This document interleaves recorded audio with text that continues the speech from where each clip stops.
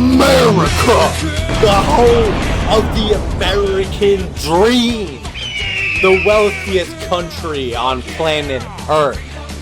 We have guns, beer, and Walmart. We even have the best food. We have the healthiest people. Alright, let's be for real. Nobody's going to Arby's. But also, America is not healthy at all. But DVD, how could we possibly be so unhealthy? Well, if you look at the statistics from the National Institute of Health, from our own government, you can see that we have been outperformed by nearly every other one of our high-income peer countries. For example, U.S. males live 3.7 years less than Swiss males. U.S. women live 5.2 fewer years than Japanese women. And for the last 3 decades, the difference in life expectancy has been growing. The health disadvantage is now so large that it affects all ages across all diseases, injuries, and biological/behavioral risk factors. So no matter where you are in American society, you're going to be living less because of where we're at.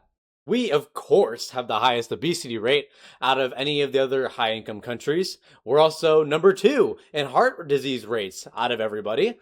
And, of course, Americans have a higher rate of arthritis and other mobility-limiting conditions compared to all the other high-income countries, too. So why do Americans have such unhealthy foods and unhealthy bodies? Well, it comes down to a couple things. We mass-produce ultra-processed, unhealthy foods.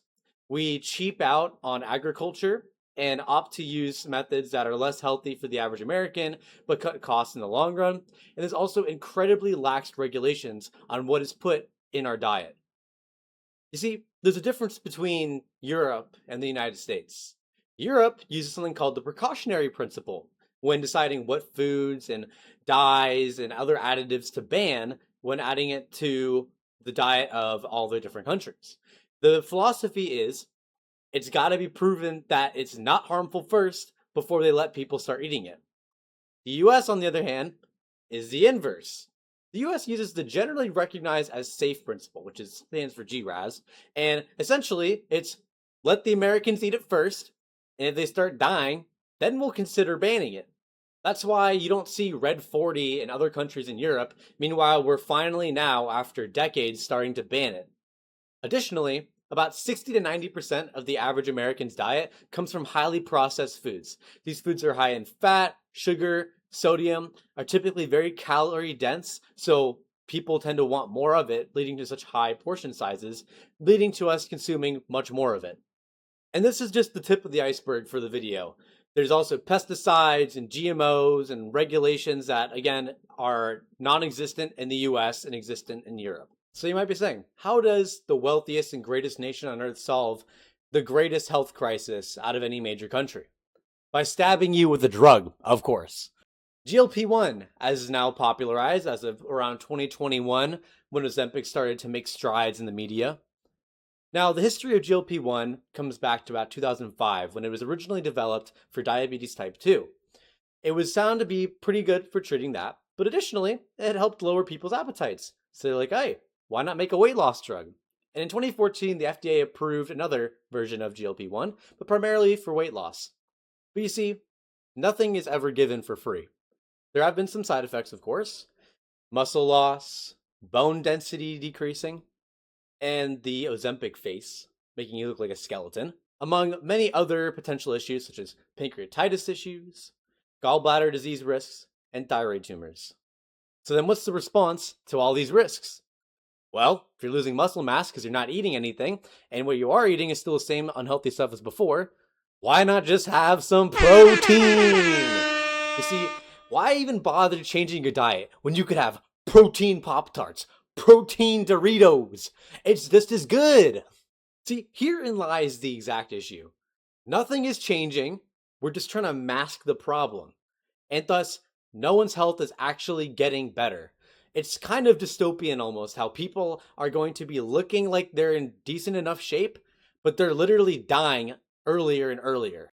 This problem is further exacerbated by celebrities promoting GLP-1 usage, not mentioning what they did or the fact that you should also eat healthy or all these other things, and instead taking advantage of body dysmorphia, taking perfectly reasonably healthy individuals, making them feel completely insecure about their looks, and forcing them to hop on this new miracle drug. I myself have known multiple people who look perfectly fine, and yet they want to get on GLP-1 because of their body dysmorphia. And it's really sad to see. It's just really frustrating that despite all these weird new inventions that we seem to keep coming up with, we haven't solved the basic problem of having healthy food in our grocery stores, at convenience stores like 7-Elevens. Instead, we prioritize these cheap, ultra processed foods that make it harder for the average American to even realize that they're in this situation that they're in. Like, let's be so for real. I would of course love to have like a steak, potatoes, and veggie meal, but is steak really that cheap compared to like a McDonald's $5 meal deal? If I was in poverty and I couldn't eat at all and I was dirt poor, I am not going to be buying all the like healthy foods. I'm probably going to be just trying to survive. I'm going to be buying ramen packets and everything. Like, it's just not comparable. So, with all the depressing stuff aside, what's the path forward? How can we solve this issue? And with that, it really comes down to pushing regulation, being aware of all the problems that we have down the food chain, and making sure that we're voting in a way that helps prevent the issues that we're talking about. As with everything, when you dumb it down to the simplest things, it's typically the most obvious. How do I become healthy? You eat well, you exercise, and you go outside and get some sun. That's about it.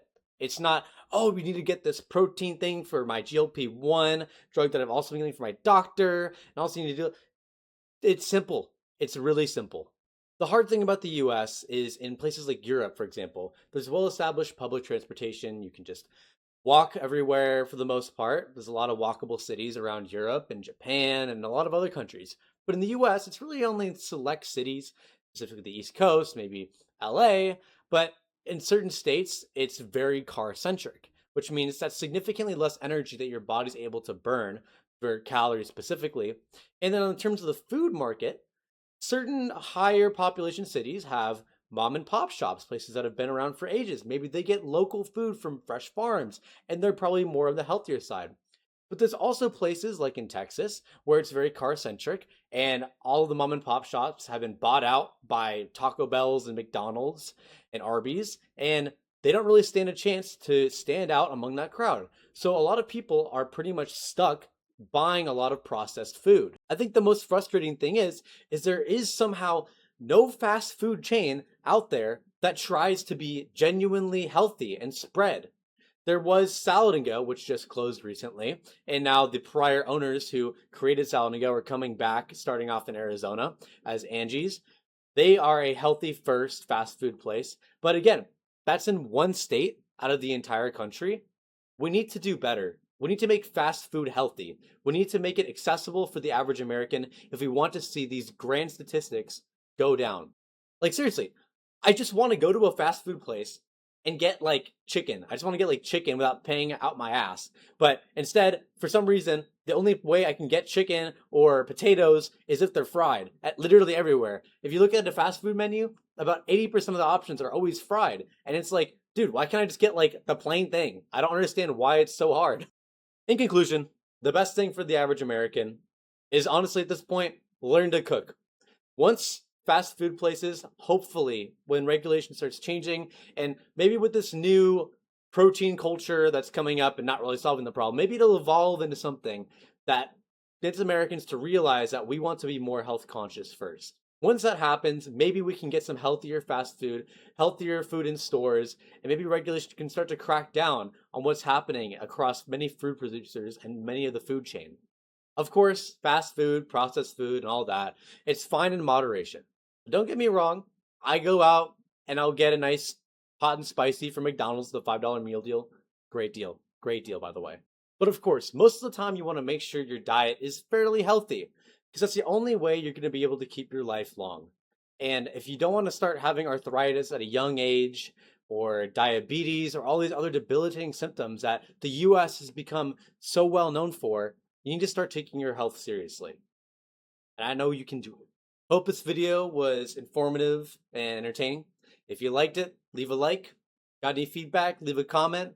Tell me what's up, say hi. If you didn't like the video, then you can also say something mean too. Up to you. But regardless, have a good night.